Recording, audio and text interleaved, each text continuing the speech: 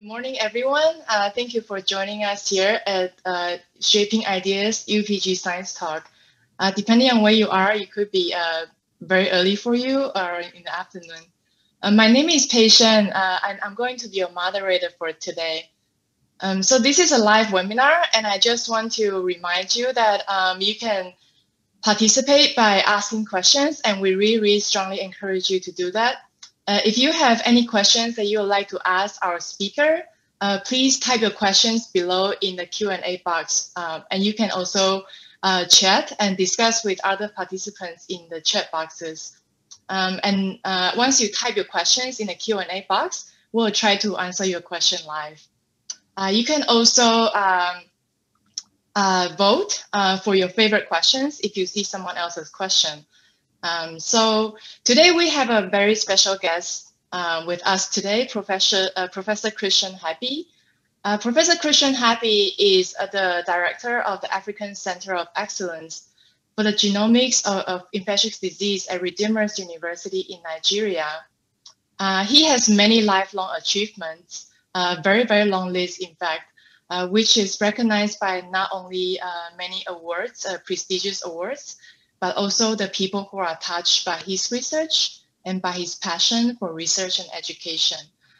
So today we want to talk about several interesting topics with Professor Happi, but most of all, it's about his most recent experience in fighting the COVID-19 pandemic with science, the importance of scientific research in public health, and his thoughts about education in Africa, and his dreams about, for his career and for education in Africa.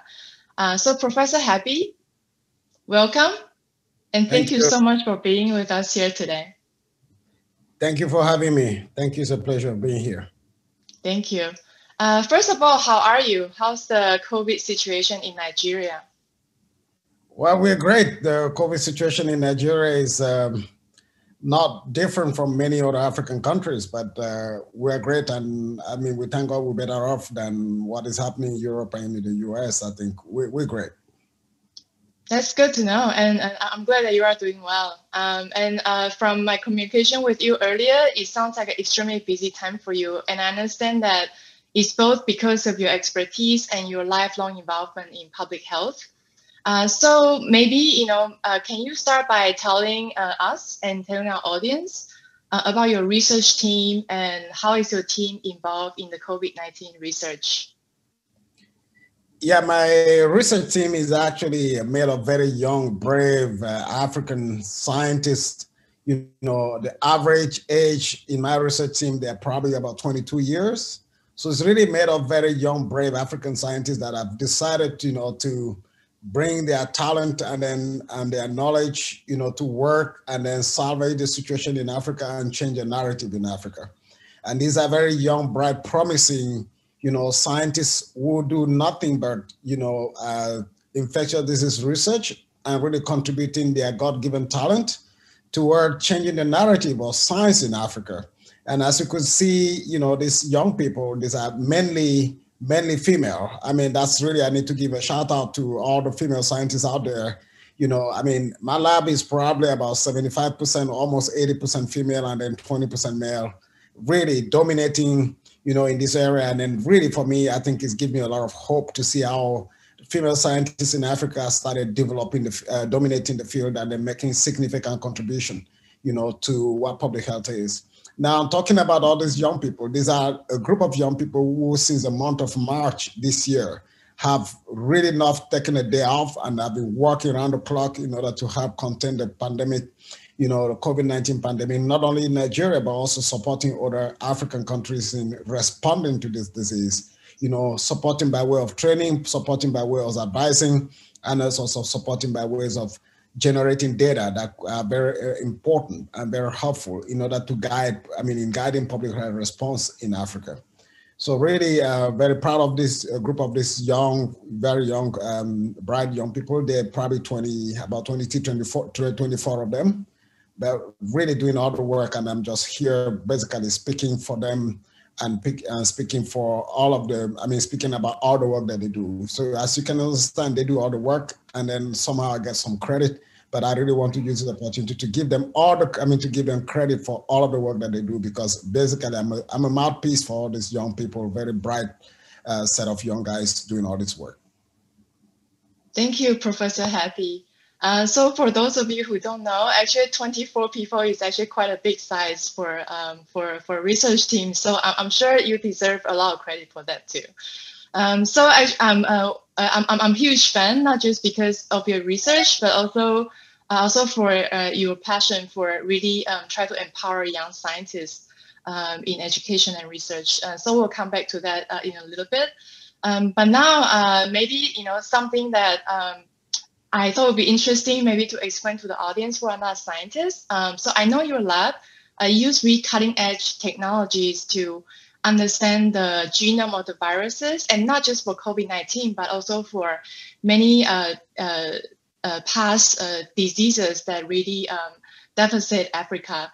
So can you tell us first, very simply, what is functional genomics? So that's the technology that you are using, and why is it so important for public health and for research?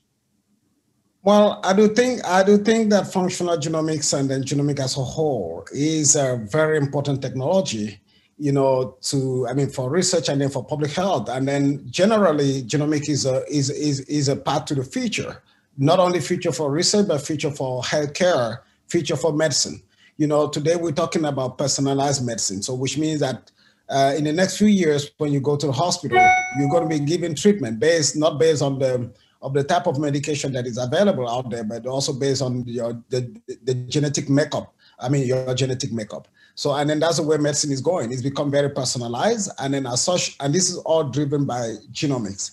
And genomics is that science that really take data from genomes. And genomes is actually the entirety or the totality of the genes that make a human being or make an entity.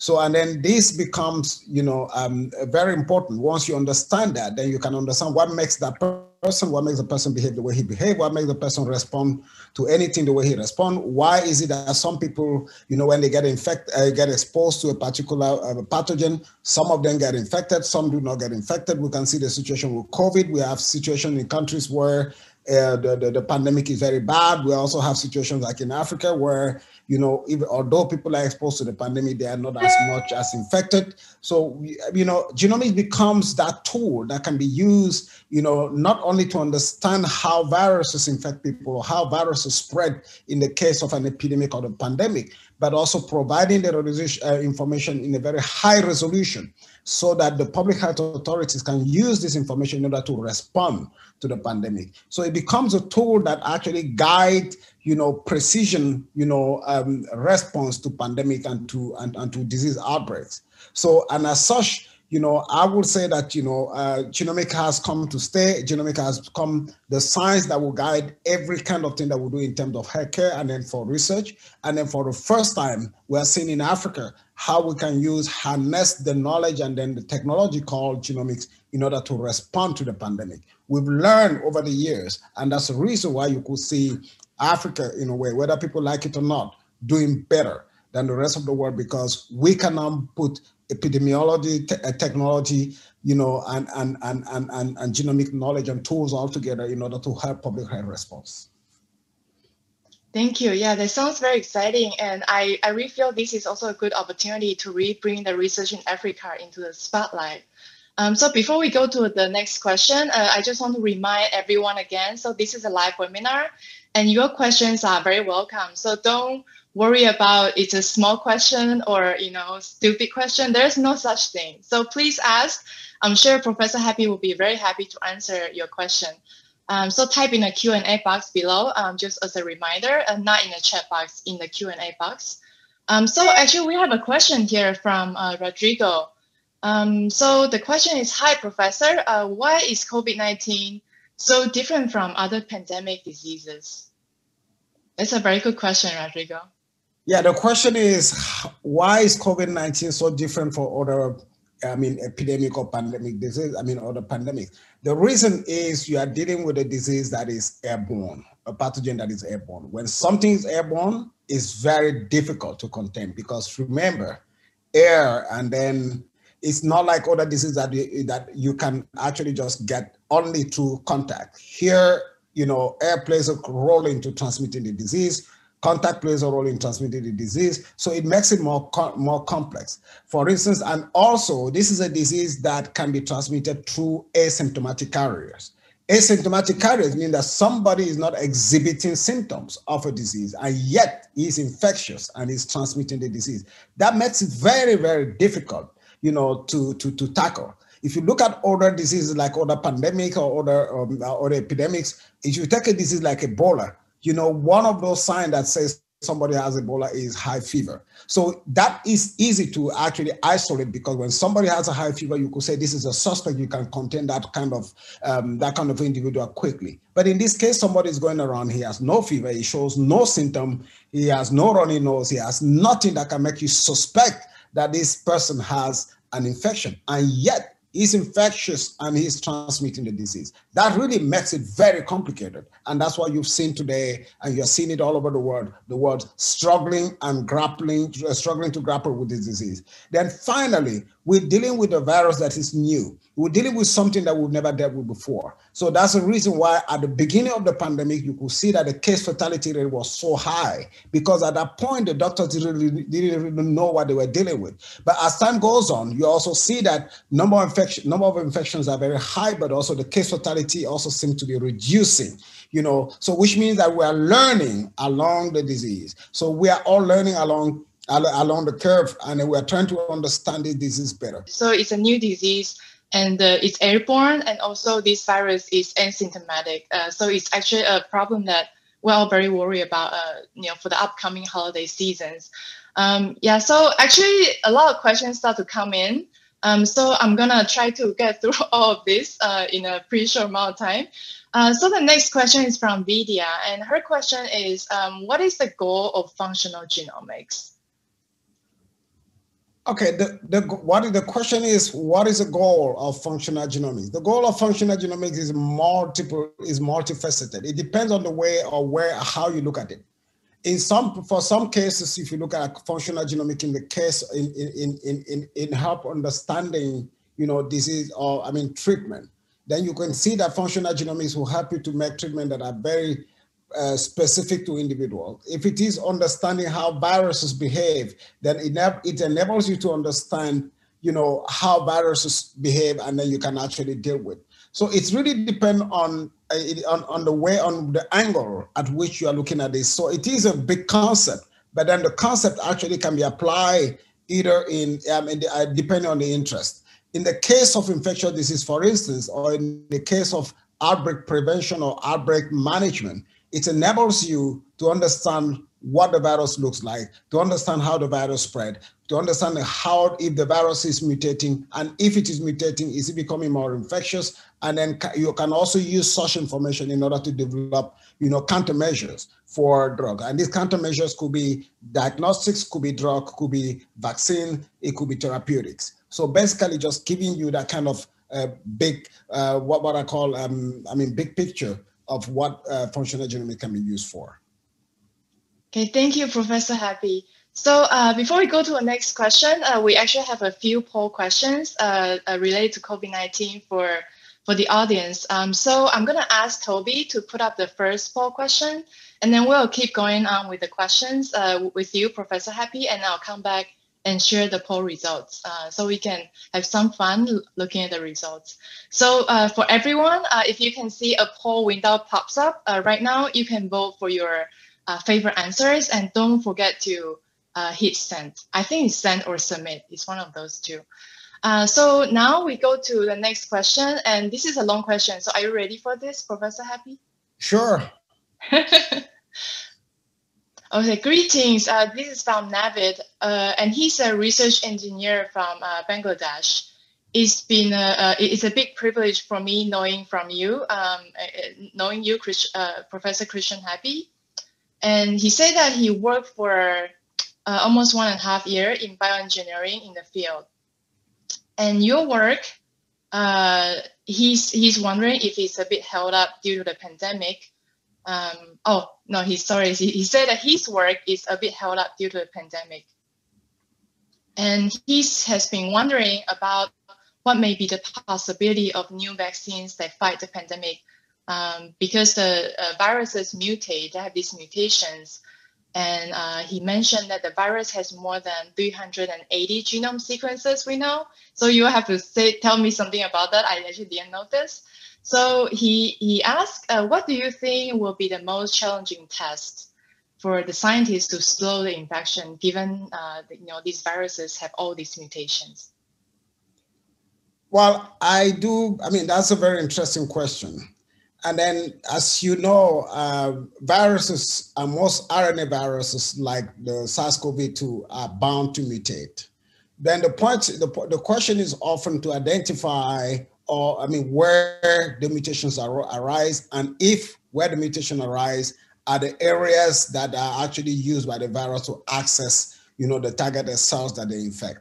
So if you are able to define that, and you define the fact that, where the mutation arise do not affect, affect the areas that are involved in accessing the host cells, then you start getting worried, because in the case for COVID, for instance, we've seen that if you look at the region, they call it the spike protein or the spike gene. There's a mutation in the spike gene, which is called, where you have an amino acid B that is replaced by another one, called G, that is aspartate, that is replaced by glycine. So this is at the position, 614, in the spike gene. So when you have that kind of changes that are actually translated into amino acid change, and that result in something, in changing the ability of the virus to do certain things, then you got to worry. In the case of SARS-CoV-2, which is responsible for COVID-19, that amino acid or those changes in the spike gene have resulted in increased infectivity of the virus. That's one. But then when you're thinking about developing vaccines, for instance, you are not developing vaccines in areas that are polymorphic. We're talking about areas where that you have a lot of changes occurring. You are looking at areas that are a little bit more stable, and then you really want to identify those areas and then make them target of your vaccine candidate. So then the challenge for the scientific community is actually to develop a vaccine that can actually target areas of the virus that are not going to be mutating. But also remember that the virus is an environment, which is a body lives in an environment where there are other viruses or other organisms. The challenge will also going to be a situation whereby if the virus undergo what we call recombination, right, or reassortment. Recombination and reassortment are things that can happen. Recombination in the sense that, the genes and characters can be transferred from one gene to the other. And if that happens in areas that are targeted by the vaccine, that becomes a problem. But then reassortment is a situation whereby when you are working in, if you're working, for instance, the virus is an environment, and then there are other organisms living within the same environment. So the virus and other organisms in that same environment can exchange character. Once you have those exchange of characters that are happening, then you end up having a situation whereby you can go from a virus that you know very well to an organism that you have that has changed and evolved so quickly in such a short time that you are dealing with some organism that is almost completely new. So these are some of the challenges that scientists have to grapple with. And that's the reason why you could see genome sequence that you mentioned taking place, because we want to know and want to see if the virus, how it's evolving, and if the virus is not changing in a very dramatic manner in a way that all of the countermeasures, be them diagnostics or therapeutics or vaccine, will not affect the virus anymore. So I think this is a big challenge, as you mentioned. But then you all understand that in order to curb the COVID-19 pandemic, one single approach cannot resolve it. Vaccines alone cannot resolve it. There's a need to have a combination of approaches. One is basically thinking about just public health enlightenment, engagement, letting people understand that, it's very important to actually wear your face mask and then maintain social distancing.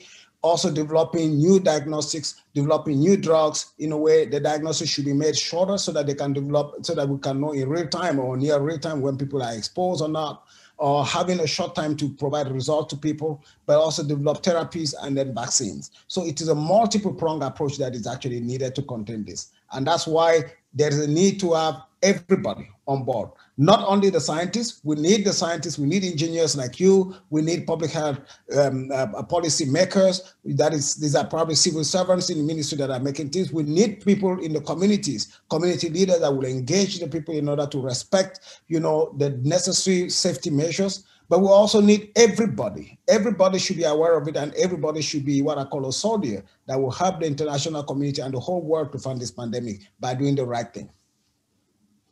That is so true, Professor Happi. Very wise words. This is not just a job of doctors, nurses, and scientists, but it's also, even if you are not in any of these areas, it's still important to do your part. That is so true. So you mentioned diagnostic tools. So actually there are more questions, but for selfish reasons, can I ask you to quickly share what kind of diagnostic tools that you have? And maybe before you answer this question, actually the poll result for the first question came back, so I'll share that with you and with everyone else. So the first question is, do you believe that people around you are mainly assessing reliable scientific information regarding the virus SARS-CoV-2? So that's the virus that caused COVID-19 and the COVID-19 disease. And the poll result, okay, this is not very promising, but I'll share. So we got 44%, that's the highest percentage. No, people around me are not mainly assessing reliable scientific information. So I think that's a problem that we've been seeing around the world. It's not just focusing on any specific country. And the second highest percentage is yes, so that's very good. People around me are mainly assessing reliable scientific information. And the third one is 22%, I'm not sure. Yeah, so 33%, I'm a more like a glass half full kind of person, so I would be happy with the result for now. But I think it's people like you who's really making a huge contribution, spreading accurate information. So let's continue. And do you mind sharing about some information about the diagnostic tools that you just mentioned? Well, I mean, diagnostics is a very, very critical part of outbreak containment or pandemic containment or an epidemic containment. Because for you to be successful to fight a pandemic or an outbreak, you need two major things. One, it is what they call speed. And then number two is accuracy. Once you have those two elements, speed and accuracy. When I'm talking about speed, I'm talking about speed in diagnosing, speed in responding, and then you have to do that accurately.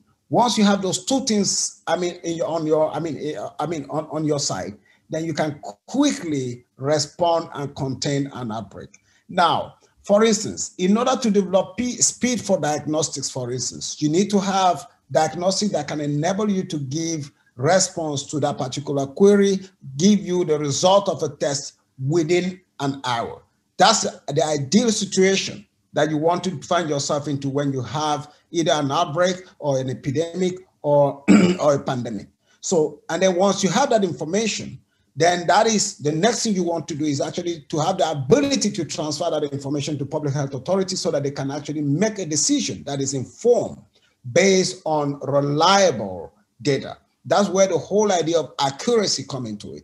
Now, in order for us to do that, in my lab, what we've done with colleagues is actually to sit back and then think about it. When we started this pandemic, we were using an average of 6 hours to do a test. That 6 hours involved the whole process of extracting DNA or RNA in this case, and then passing them through the process of quantitative PCR, which is an in vitro system that enables you to amplify the DNA fragment or RNA fragment of the virus and make it visible. And then you can also have an idea of what the viral load is in that patient. This whole process takes about 6 hours. But then by the time you are having 1,000 people or 500 people that you have to do, if you have to do this, it means that you find yourself in a backlog whereby samples are given to you today and you can return the result by the same day. So in doing so, it means that a patient that is positive today, because he doesn't have his result, will have the ability to infect others because he doesn't know his status.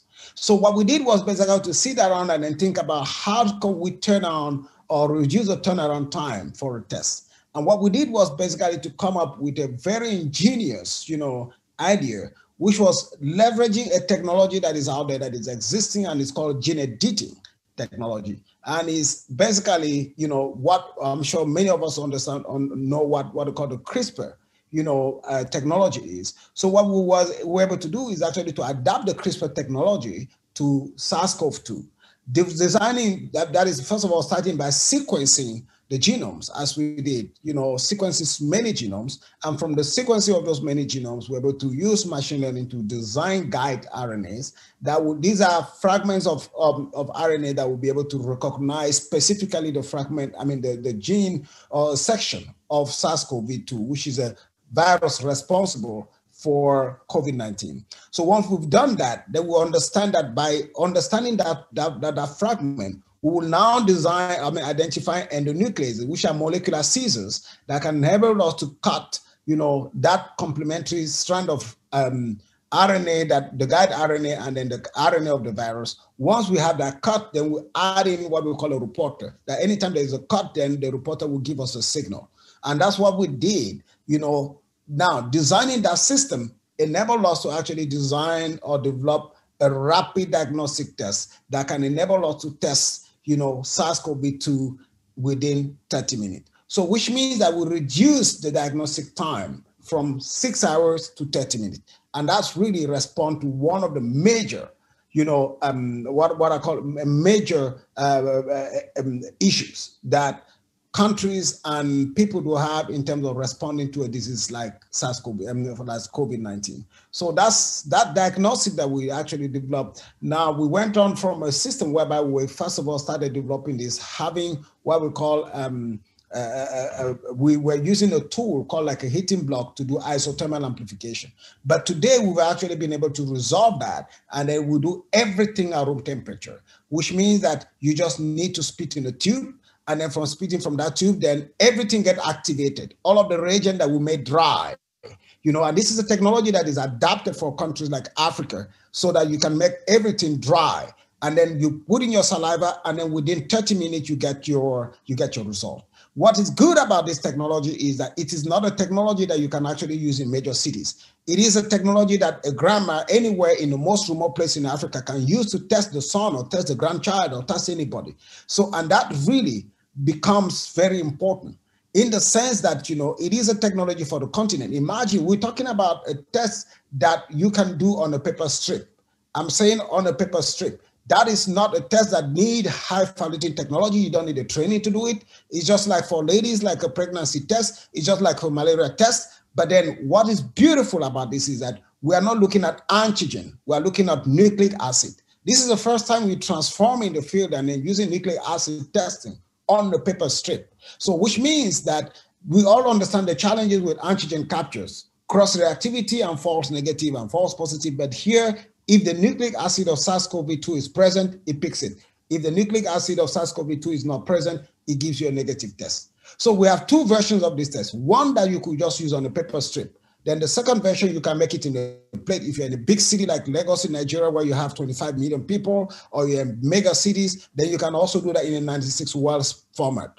In the 96 well format, you just need a small, what they call a fluorescent reader. Put that in a plate, and then just leave it on your bench or room temperature for 30 minutes. You put it in the fluorescent reader, it turns green. You know what is positive. If it is green, if it's not positive, it is clear. And then that way you have the response. So you can increase your throughput. So that's what the kind of thing that we've done with colleagues and then partners, and this has turned out to be a very valuable system. So this system is undergoing evaluation, and then by the time you get approval by the Africa Center for Disease Control, then it will be released. It's already approved for emergency use authorization by the US FDA, but then we really think that, making that happen in Africa is going to be a major game changer. Thank you. Thank you, Professor Happi. That sounds amazing. And I can see in the Q&A chats already, people are very excited about this. So thank you so much for sharing. So we have more questions, and I'm going to continue to the next questions. And they are all very good. Very impressed. So the next question is from Lucas. And his question is, I'm curious about funding opportunities supporting the performance of cutting-edge science in Africa as a whole. Is it mainly based on governments, NGOs, or other sources? Well, I think funding, as you mentioned, is a major challenge for people doing research in Africa. But you know what? We have decided that that shouldn't be a limiting factor for us, and we have decided that this shouldn't be it shouldn't be a reason why we shouldn't do cutting-edge research. Those that are doing cutting-edge research don't have two heads. They're actually as good as you are. You're as good as they are. The only difference is that they are in an environment where they understand the value of science and then they get supported. But at the same time, there are many people out there that understand that scientists in Africa could be great, and they're also willing to support them. So then this is really an opportunity to tell all young African scientists that you shouldn't be afraid of displaying your ideas and proposing your ideas to funders out there. So our funding does not come from government. It comes from the private sector. It comes from philanthropists out there, and philanthropists are out there looking for good ideas to support because they want to support causes that are very close to them. So we've done this already. And then you know what? Guess what? Once government see you being supported by philanthropists and people outside, and then you're putting ideas out there and they feel the difference, government have no choice but to come and support you. It might be very difficult. It takes time. But once you set a track record, government actually run after you to support you, not because they have money to throw by the window, but because they see the value in giving you the money, and because they also see a return in investment. So I think you shouldn't be afraid to throw your ideas out there. Even if the government initially refused to give you the money, throw it out there. There are people out there that will fund you. By the time the government see people out there funding you consistently, they see the result coming out, and then they see the value, the impact of your research. The most important thing, as I tell young Africans, is you must engage into research that is impactful. You don't just do the research for the purpose of doing it. You don't just say, I'm sequencing for the purpose of sequencing it. Translate that sequencing into tools. For instance, if we were just doing genome sequencing and say, oh, we see mutation, and so what? Now, if you can tell people that I've seen the mutation, but I leverage the presence of the mutation to develop a test, and that test, instead of you government to pay a test from Europe or America that will cost you $130, that I am giving you a test that will cost you $5, that government will sit back and then think and then say, wow, I think this guy is right. Let him give him some money. Because look, they are saving money. That's the truth. Yes, Professor Happi, that's this strategy everyone should take note, because this is really important. I think not just in academic research, but all aspects of life. So you need to know who to talk to, who to tackle first. Okay, so we have more questions coming up, and the next question is from Tendai. I hope I say your name right. And the question is, what can I do if I want to participate in such research programs? And I don't know this person, but maybe it's a student. So do you have any words to say for people who want to participate? I will tell you, leverage. Come up with a great idea. Reach out. There are people out there that do have laboratory facilities. We have laboratory facilities. You want to come up with an idea, and then that idea should be appealing, and then people out there will support you. So I think the platform that we have and will be established is actually to embolden young African scientists. It is actually to enable young African scientists that are talented, in order to express their ideas. Right from the beginning, as Pei-Hsuan said, is definitely we have 24 young Africans working in our lab. Look, these are young people that have ideas like you, right? Come up with ideas, and then we are here to support you. And then if your idea is genuine and your idea is not a replication of what is out there, then we should be able to work with you in order to promote you. We're an open platform, and then we're here to give an opportunity to young African scientists to express their God-given talent in order for you, to change the narrative. And I keep saying this, let me use this opportunity to tell the young people and then the people in Africa to know that, look, science was born in Africa. You need to understand that. Look at the pyramids in Egypt. The pyramids in Egypt, up to today, they've not been able to use the current or conventional methodology to understand how our forefathers set them up. If you go back and look into medicine was born in Egypt.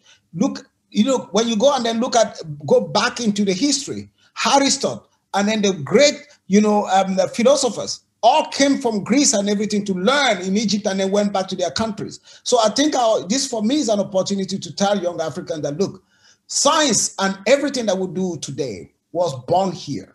And there's no reason why you shouldn't be the one leading the world. You know what? I tell young people in Africa most of the time, take advantage of your environment. Take advantage of the biodiversity. In most places in America, anytime I'm there, I'm talking, I tell people I'm not just proud of my Africanity because I'm Black. I'm proud of my Africanity because we have so much biodiversity that many parts of the world don't have. We own HIV, we own malaria, we own typhoid, we own yellow fever, we own all of those things. You know, I'm proud that we don't just have that biodiversity. Those viruses are properties, and I see no reason why we shouldn't use those properties that are ours to lead the world in order to respond and develop countermeasures. There is no reason why we Africans shouldn't be the one in the forefront developing diagnostics against all infectious diseases. There's no reason why we shouldn't be in the forefront developing vaccine against infectious diseases and developing therapies against infectious diseases. These are gifts. You know, when people look at them as things are issues, for me, I look at the vaccines, I look at the viruses and the parasites that are plaguing Africa as blessings in disguise, because we should be the world leaders. We should use this as a way to change the world and generate knowledge and impact the world and change the world through what we have. So I think really you have an opportunity as a young African to look at these problems and then see how best you can actually lead. COVID, if there's anything COVID has taught us today, it is the fact that, you know, even though we don't have the resources in Africa, as a continent, we're managing better. We're managing the situation better. And you know what? It's because our doctors are trained to use their common sense to diagnose and differentiate between what we call the malaria fever, the typhoid fever, the yellow fever. So they have that opportunity now to show, and that's what you see in display. The reason is clear. You take a young African doctor that was trained in Africa. He sees 300 patients in a day. They come with different kinds of fevers. Over time, this young man has developed what they call an algorithm, a suspicion index of different fevers that lead to different diseases.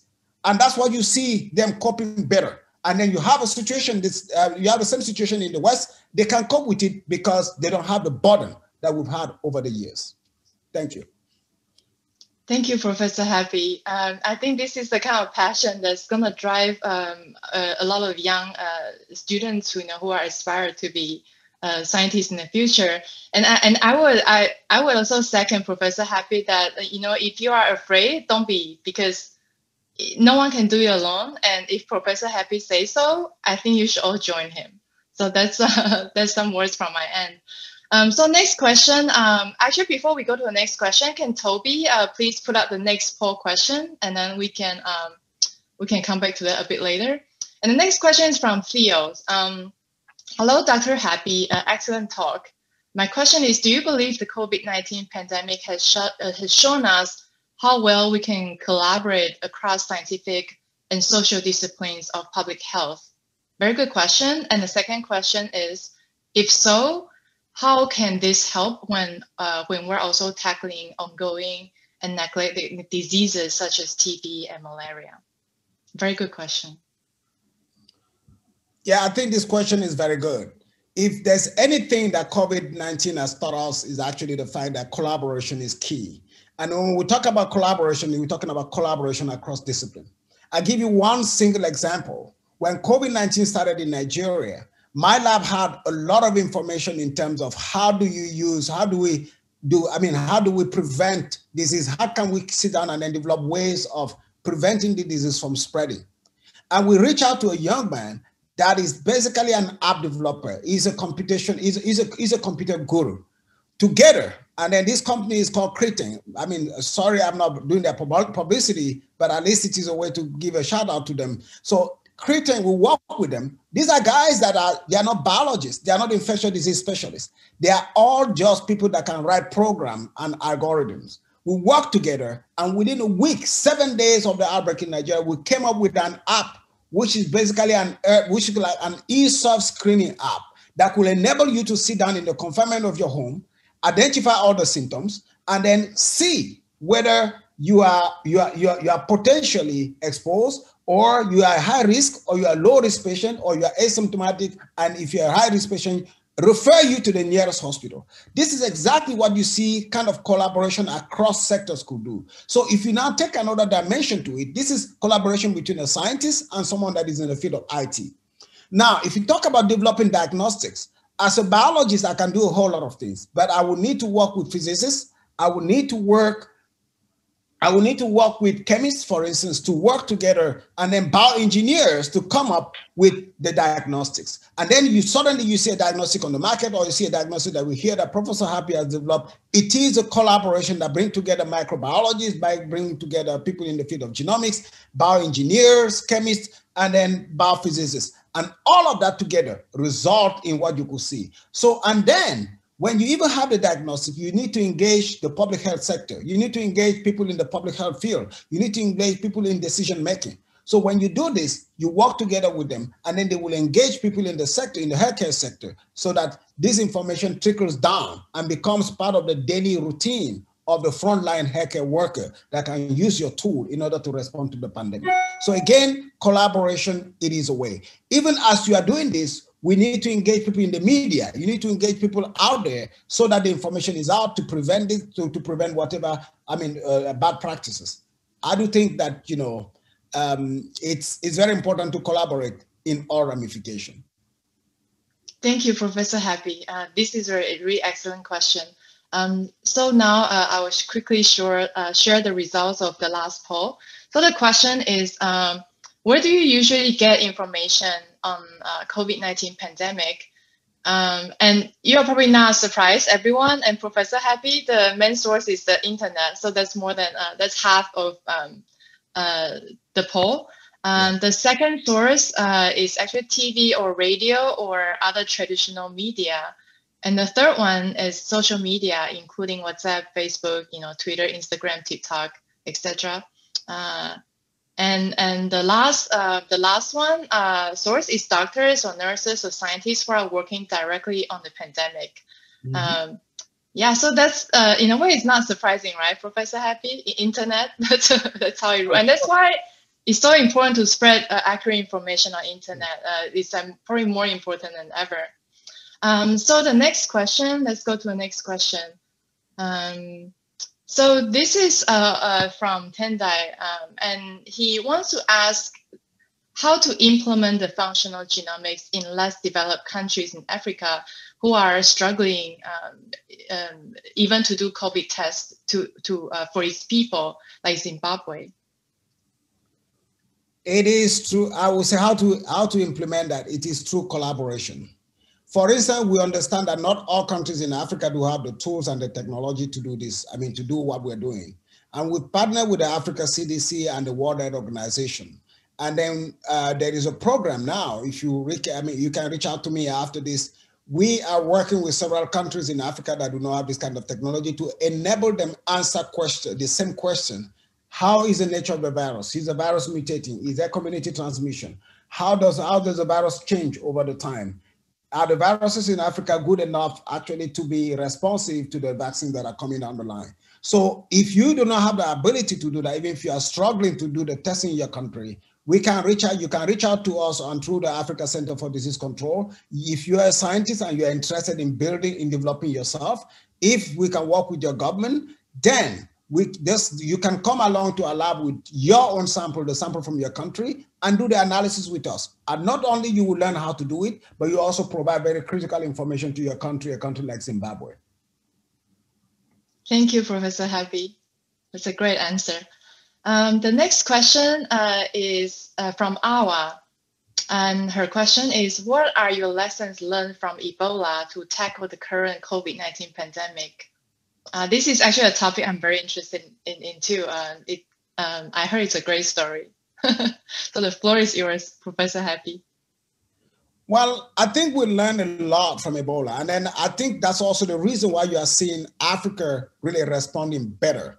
We've acquired experience. The Ebola outbreak, for instance, in 2014, 2016 in West Africa taught us a lot. We learned a lot how to harness information. We learned a lot how to collaborate, between academic research and then the public health. For instance, you could see that, after the pandemic in 2018, 2014, 2016, the African Union came up and created and established what you call the Africa Center for Disease Control.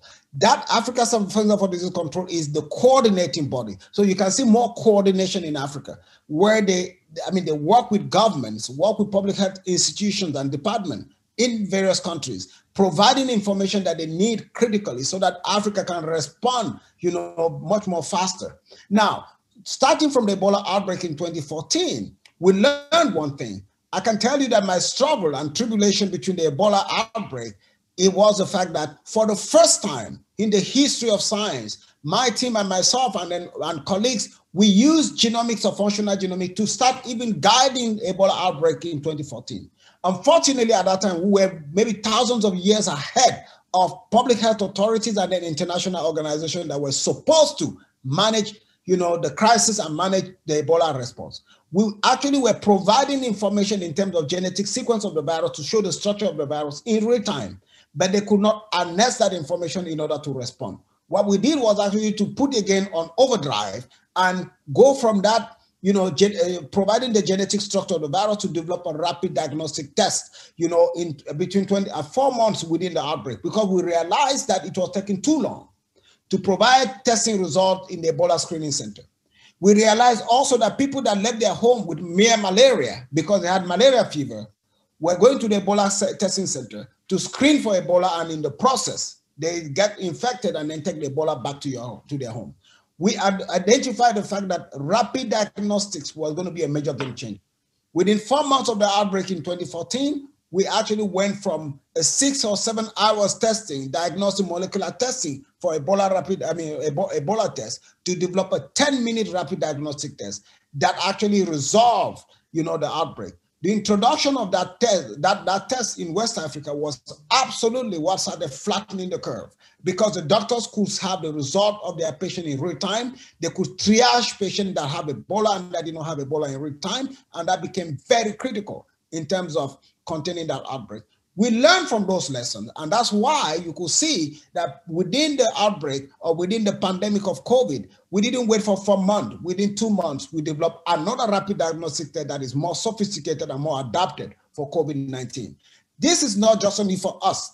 African government learned. They realized that they need to develop and then coordinate and collaborate, that they don't have all the resources, but together, they could come together and then they will be stronger. And that's really what you see here, whereby there is a strength in unity, there's a strength in collaboration, there's a strength to having an organization that is coordinating the response across Africa, working with individual countries, strengthening the individual countries, and leveraging the facilities that are available in some places. That is leveraging the hubs of excellence. For instance, my lab not only just look after what we do in Nigeria, but are also supporting many other countries out there, setting up a continental task force that can actually help to guide the response in many places. This is exactly what Africa has done, and this is what we are doing, and we invested so much of our energy in there, and then that is really paying off.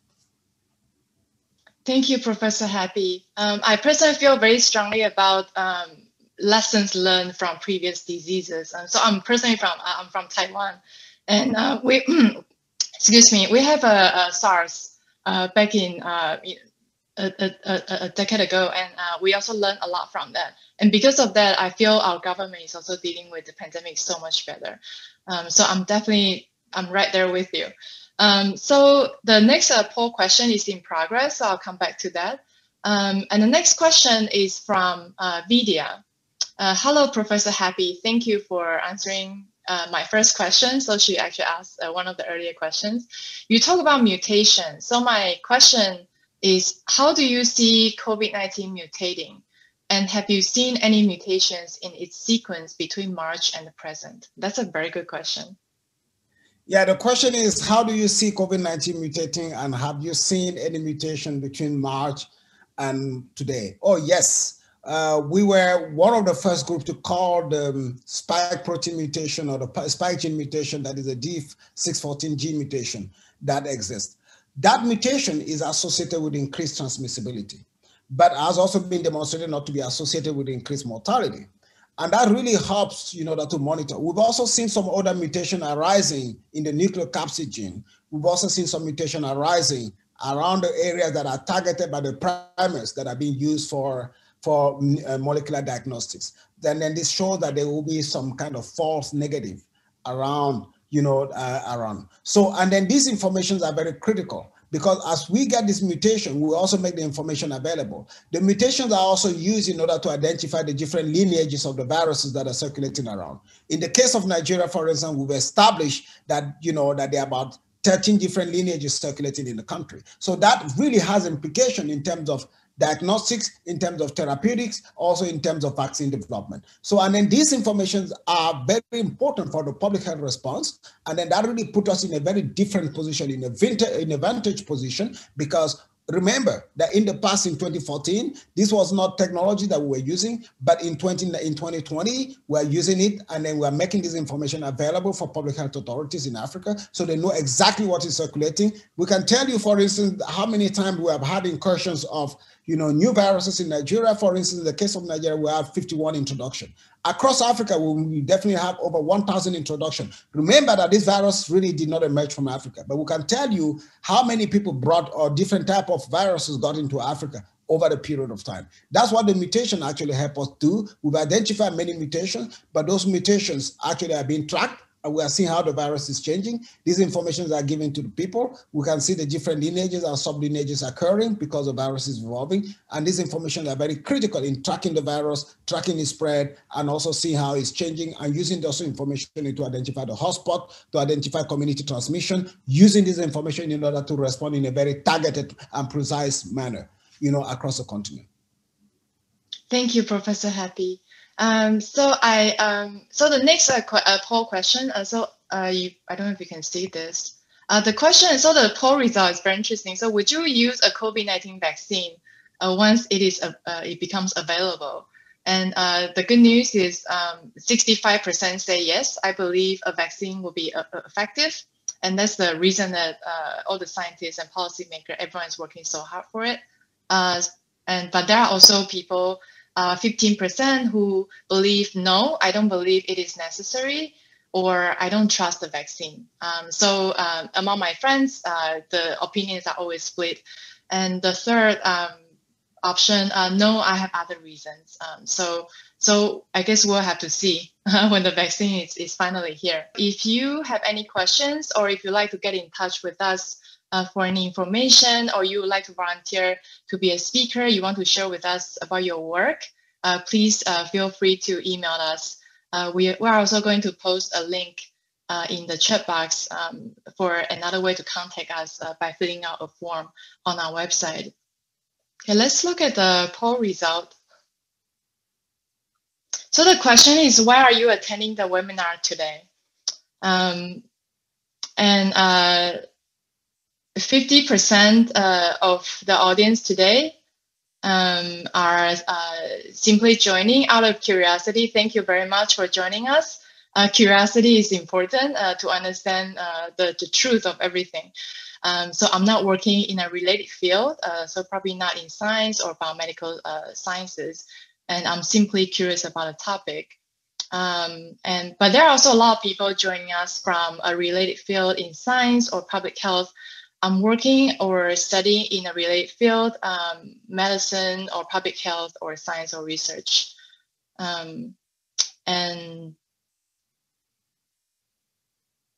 a few of you, thank you very much. I'm only here to support the organizers or the speakers. Thank you very much for your support. We are very happy that you are here.